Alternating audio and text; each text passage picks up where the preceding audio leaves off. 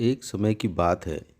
बौद्ध भिक्षुओं का एक समूह विहार करते हुए जब एक नगर की सीमा में पहुंचा तो वहां कुछ दिन बिताने का निर्णय लिया।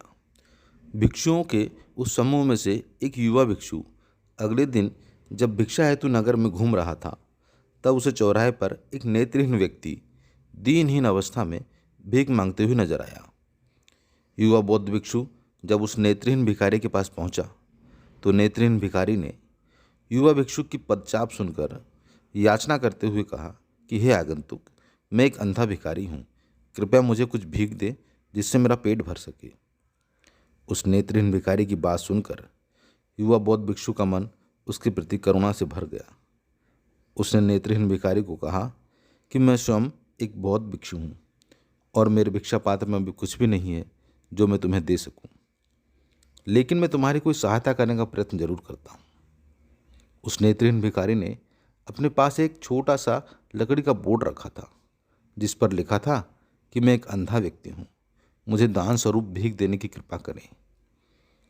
उस युवा बौद्ध भिक्षु ने उस बोर्ड पर लिखे शब्दों को मिटाया और उस पर लिख दिया कि मैं जानता हूँ कि आज का दिन बहुत खूबसूरत है, लेकिन इस सुंदर प्रकृति को देखने के लिए मेरे पास आंखें नहीं हैं। आप सौभाग्यशाली हैं कि प्रकृति की सुंदरता को आप अपनी आंखों से देख सकते हैं। आपका दिन शुभ हो।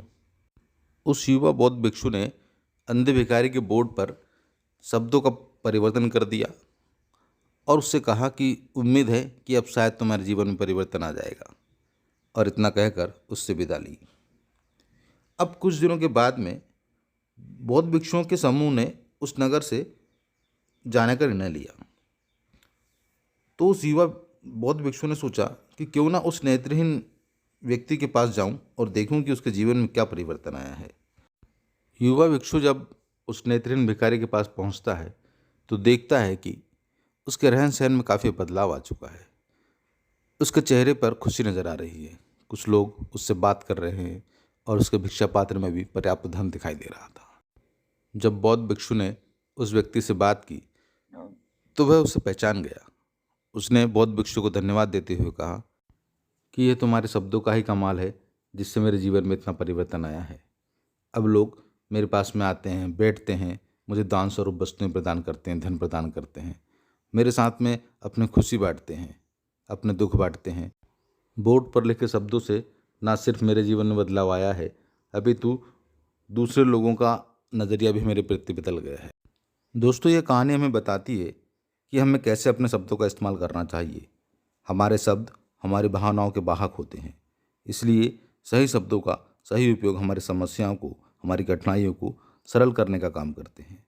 और दूसरी सीख हमें इस कहानी से यह मिलती है कि हमारे पास में क्या नहीं है, इस बात का दुख करने से पीड़ा सिर्फ बढ़ती है।